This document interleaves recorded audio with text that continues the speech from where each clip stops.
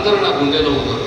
ఎప్పుడెప్పుడు ఎవరెవరికి ఎక్కడెక్కడ ఏది చేయాలి, ఓ ఉద్యోగపరంగా, ఆర్థికంగా, లోన్ల పరంగానే కానీ, సబ్సిడీలే కానీ, ఇవన్నీ నా గుండెలో ఉండే, నా మనసులో ఉండే.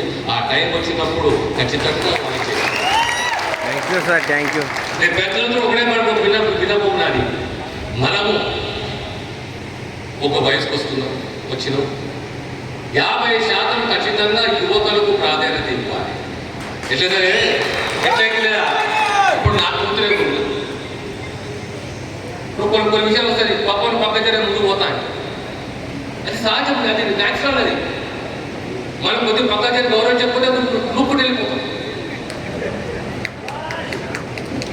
అలాంటి కావద్దు. వాళ్ళని అడ్జస్ట్ చేసుకోవాలి, వాళ్ళని గౌరవించాలి, వాళ్ళని నేర్పియాలి, వాళ్ళని చూసుకోవాలి. లేదా మేమే ఉంటాం, పాత్ర తోమికాడ నేనే ఉంటా, వంటకాడ నేనే ఉంటా, తిండికాడ నేనే ఉంటా, అన్నిటికాడ అంటే అన్ని కలిపి పంట కొట్టాడు.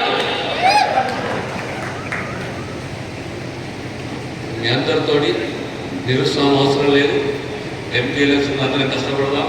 నేను గ్రామాలకు వస్తా, కనీసం 10 నిమిషాలు అందరికీ కూర్చుంటాను.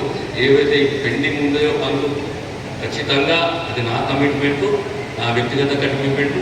మీకు నాకున్న అనుబంధము, నేను కాపాడుకుంటాను, గౌరవిస్తాను, కాపాడుకుంటాను, స్ట్రెంథన్ చేస్తాను. అందరూ కూడా ముందుకు పోండి. మీరు కొత్తగా పాతగానే భావన పెట్టుకోకండి. ఏ సర్పంచ్ ఇష్యూ అయినా, ఎంపీటీసీ అయినా, ఏదైనా అందరినీ కూర్చోబెట్టి ఆ గ్రామానికి సంబంధించి, ఆ ఎంపీటీసీ పరిధికి సంబంధించి కూర్చొని మాట్లాడి నిర్ణయం తీసుకుంటాం. మాకు చెప్తారో మాకు తెలుస్తుందో కాదు, అందరూ కూర్చుందాం. అయ్యా ఇది ఈ పాయింట్ ఇలా ఉన్నది.